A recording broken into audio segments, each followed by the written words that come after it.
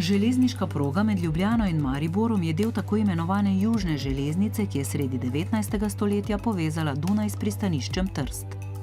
Nato se je v drugi polovici 19. stoletja ta osrednja žila razvejala. Ob tem so nekatere postaje postale železniška križišča. To so postaje, kjer morate prestopiti na drug vlak, če želite v kraje, ki ne ležijo ob glavni progi Ljubljana-Maribor. Če pot začnete v Ljubljani, v smeri proti Mariboru, ta križišča ležijo takole.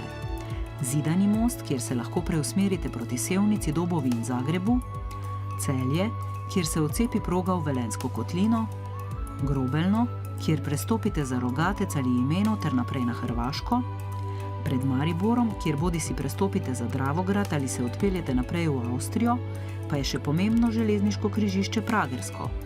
Tam se vlaki preusmerijo proti Ptuju, Ormožu, Gornji Radgoni, Murski Soboti in železniškemu mejnemu prehodu Hodoš.